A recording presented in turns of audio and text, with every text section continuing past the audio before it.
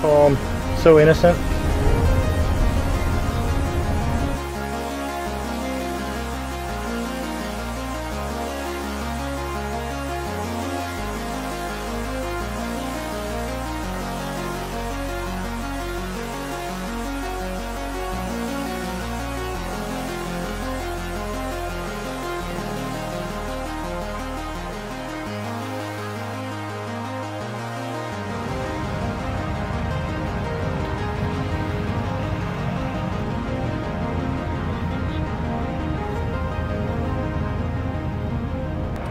Sheriff's office is there now.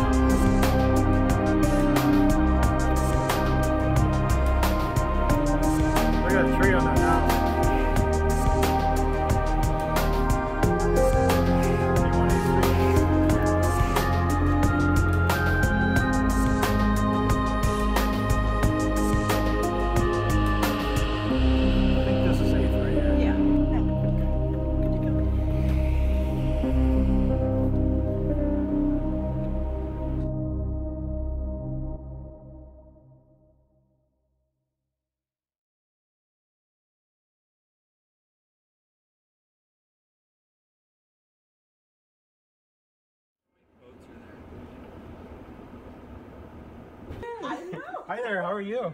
Good. How are you guys doing? I noticed that was one thing, that one got it, yeah. And the Methodist stuff. Oh, did they really?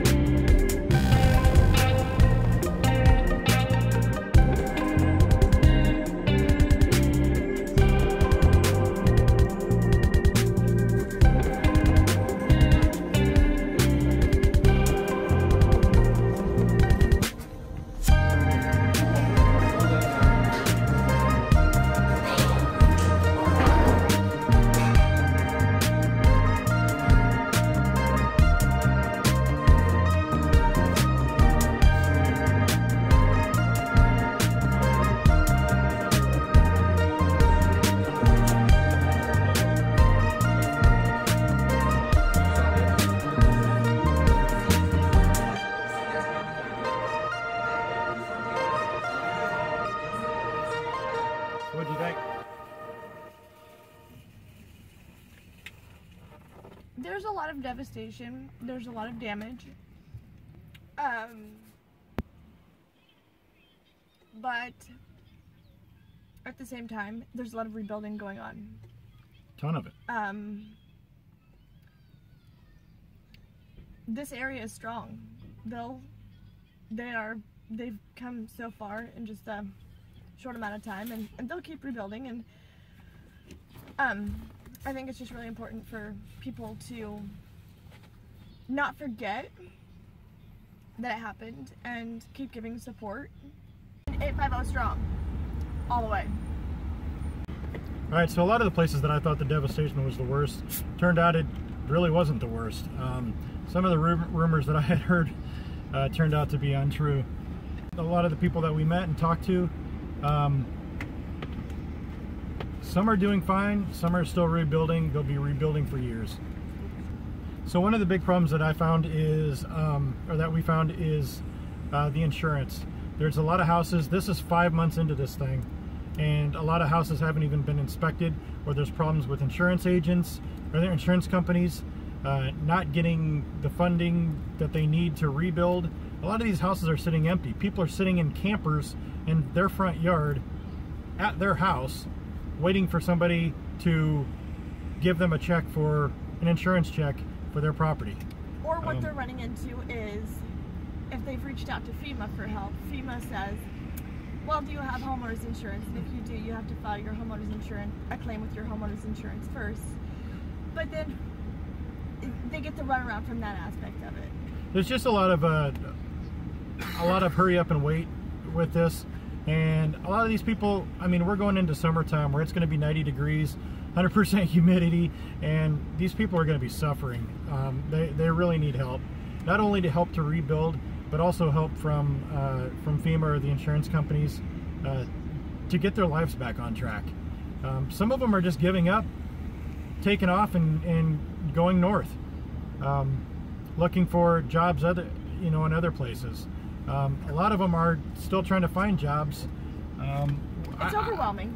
Yeah, we did find a bunch of people that are actually, I've just found somebody that's used to work in a non-entry level position, and he's here at a grocery store working in entry level position right now, just because he can't find any other places. I didn't really talk to him too much about that, but it's what it is. You can't find jobs. Some of the jobs here, unless you're doing a lot of rebuilding or yard work and things like that, it's hard to find work here. So pray for these people. Keep them in your prayers. They need your help. Some are doing fine and helping each other out. Neighbors helping neighbors is kind of the motto here, I guess. But pray, donate, volunteer your time. Any little thing helps. Anyways, until next time. Bye, guys. Bye. If you want to help out with the relief efforts, there's a couple things you can do. Before you give anything or offer any help or assistance, please do just a little bit of research. I did find an article in the New York Times called How to Help Victims of Hurricane Michael.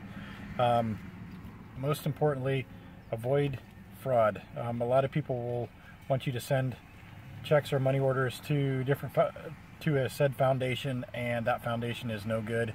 The Red Cross or Humane Society is another good one.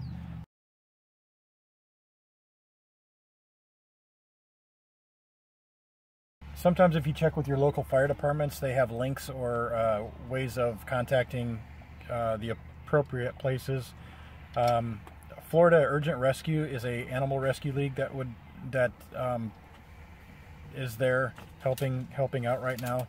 At least keep these people in your prayers. They do need it, and it's showing. Prayers are helping them every day.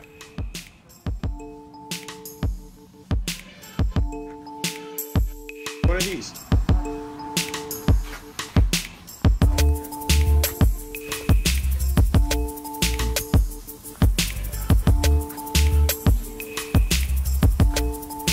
So it's pieces of the sign that used to stand here, and little by little, as people are finding pieces in their neighborhoods or on the beach, they're bringing them back and putting this sign back together. Quite a bit's been returned.